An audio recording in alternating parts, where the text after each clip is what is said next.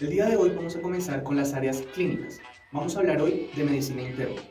Vamos a empezar a hablar de la cardiopatía isquémica. Para hablar de cardiopatía isquémica tenemos que remontarnos hacia el área anátomo-histológica.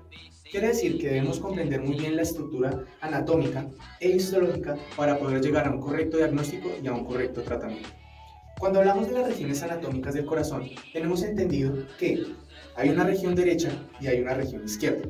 De la región derecha comenzamos a hablar de la aurícula y del ventrículo, que como pueden ver en el dibujo, tienen una pared miocárdica mucho más delgada que la del ventrículo izquierdo, al igual que su aurícula.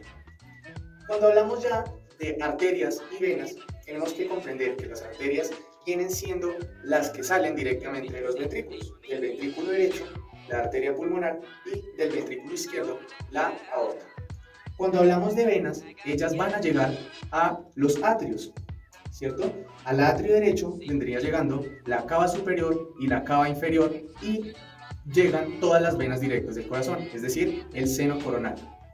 Cuando hablamos del atrio izquierdo, hablamos de la llegada de las venas pulmonares, toda esta sangre previamente oxigenada en los capilares pulmonares. Ahora vamos a hablar de las regiones histológicas o del área histológica. Vamos a seccionar esta parte del ventrículo izquierdo, en el cual podemos notar todas sus capas. Sus capas son el endocardio, como su capa más interna, el miocardio, su capa intermedia y la que va a contener todo este músculo, y la capa externa del corazón, que es el epicardio, o también llamado pericardio visceral. Este pericardio visceral junto al pericardio parietal forman el pericardio seroso. En su intermedio cuentan con un espacio que se llama espacio pericardio. Cuando este espacio se tapona, vamos a generar afecciones cardíacas que van a impedir como tal la contracción y dilatación del corazón. Y por último, hablamos del pericardio fibroso, que es la porción pericárdica más externa del corazón, que es la que vemos en este dibujo de este costado. Como pueden ver en el dibujo, contamos con el diafragma en la parte derecha e inferior del corazón, que la llamaremos cara diafragmática. La porción anterior, como está detrás del esternón, va a recibir un nombre por su ubicación, y la parte izquierda se ubica previamente o al lado del pulmón izquierdo, específicamente en la língula. Teniendo en cuenta la parte anatómica e histológica, ahora sí vamos a clasificar estas cardiopatías isquémicas, que se dividen en dos: la enfermedad coronaria estable y el síndrome coronario agudo. La enfermedad coronaria estable tiene tres subdivisiones: la angina estable, la angina microvascular, que también es conocida como síndrome X, y la isquemia silente.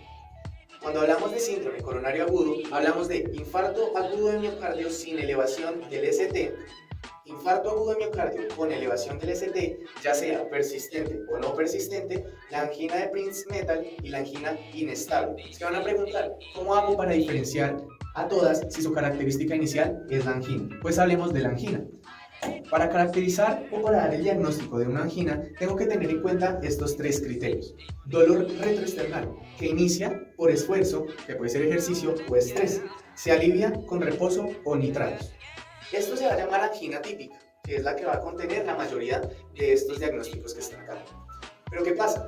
Si solamente cumplo con dos de estos criterios, voy a hablar de una angina atípica. Si no cumplo con ninguna, voy a decir que es un dolor no anginoso porque no cumple con los demás criterios. Y ustedes se van a preguntar, ¿cuál es la diferencia entre una angina estable, una angina inestable, un infarto agudo de miocardio? Realmente no es complejo.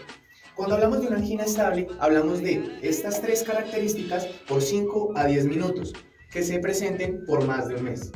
Cuando hablamos de angina inestable, hablamos que este tiempo supera los 10 minutos, es decir, es mayor a 10 minutos. Esta angina inestable, ¿qué significa? Es una alteración isquémica del corazón que no ha generado necrosis de los miocardiocitos.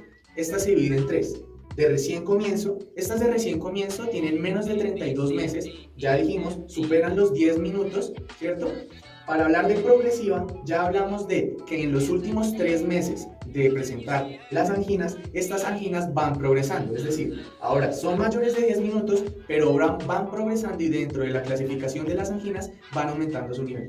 Y ahora hablamos de la posinfarto, que se presenta de 24 horas a 30 días posteriores al infarto. Ya cuando hablamos de un infarto agudo de miocardio, hablamos de la presentación o la presencia de paraclínicos alterados como el electrocardiograma y las troponinas, que son los criterios diagnósticos que nos permiten poder llegar a decir que mi paciente presenta infarto agudo de miocardio con o sin elevación del ST.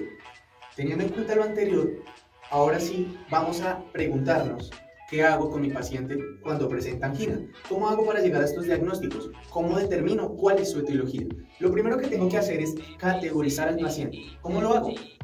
Utilizo tres principales factores: la clínica, el electrocardiograma y los laboratorios. Un electrocardiograma en un paciente sospechoso de infarto o de miocardio reduce las posibilidades de complicaciones por este infarto. Es decir, siempre que nos llegue un paciente con angina, en menos de 10 minutos tengo que tomar el electrocardiograma para definir cuál es el diagnóstico de nuestro paciente, que son los que vimos anteriormente.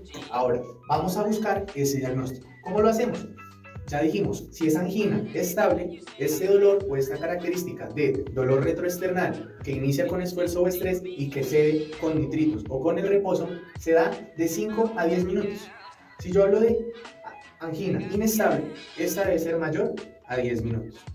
Una característica simple. ¿Qué pasa? Que cuando yo hablo de enfermedad coronaria estable, esta obstrucción debe ser menor del 70% de la luz del vaso, ¿cierto? Si yo hablo de menos del 70% de la luz del vaso, lo más probable es que yo esté hablando de angina estable. En algunos casos raros de angina inestable, cuando esa placa se empieza a romper. De ahí su nombre de angina inestable. Esta angina inestable, repetimos, es en más de 10 minutos. Para hablar de infarto agudo de miocardio, nos vamos a tener que remitir al electrocardiograma. En el electrocardiograma, si yo veo un aumento del ST o si no veo un aumento del ST, ¿cómo hago para diferenciarlo? En este caso, ustedes dirán, ¿cómo diferencio una angina inestable de un infarto agudo sin elevación del ST? Lo hago por medio de las troponinas, es decir, los laboratorios. Le tomo troponinas. Si las troponinas están aumentadas, podemos decir que ya no es una angina inestable, sino hablamos de un infarto agudo sin elevación del ST. Si aparte de tener aumentadas las troponinas en el EKG visualizamos una elevación del ST, ya hablamos de infarto agudo con elevación del ST. Si además de eso nosotros no vemos ni elevación del ST, pero vemos unas troponinas aumentadas o ni siquiera aumentadas por el tiempo de vida de las troponinas, podemos hablar de necrosis o muerte súbita. ¿Cómo vamos a ver la necrosis? Vamos a ver una Q patológica. Más adelante veremos estas características en el electrocardiograma. Y vamos a dar dos definiciones antes de la necrosis. ¿Cuáles son estas dos definiciones? Isquemia y lesión. Isquemia lo mencionamos desde el inicio cuando vimos el título cardiopatía isquémica. Es decir, lo primero que presenta el corazón es la isquemia y posterior a la isquemia, como consecuencia, la lesión. Pero tenemos dos sitios anatómicos e histológicos importantes, por eso hicimos el recuento inicial. Cuando hablamos de subendocárdico, hablamos de una lesión, como su nombre lo dice, esta ubicación, ¿cierto? Por debajo de esta ubicación. Y el subepicárdico, ya lo mencionamos, que es la más distal, ¿cierto? Que está después del miocardio, sería la que se esté lesionando o la que esté en isquemia. ¿Cómo hacemos para definirlas o para dar una descripción diferencial entre las dos? La isquemia subendocárdica va a presentar una T picuda. No presenciamos ninguna elevación del ST. Recordemos que acá tenemos unos puntos que nos pueden servir para llegar a esa correcta correlación de elevación o no del ST, que es el punto I y el punto J. Si el punto J se encuentra en relación, ¿cierto?, con el punto I, hablamos que no hay ni elevación, pues, ni tampoco infradesnivel del ST. En este caso, cuando ya hablamos de lesión, notamos un infradesnivel del ST. Vean dónde está el punto J y dónde está el punto I. Notamos este infradesnivel y ya podemos decir que tenemos una lesión subendocárdica. Por lo contrario, cuando hablamos del subepicardio, hablamos de isquemia cuando tengo una T profunda o invertida o una T negativa, ¿cierto?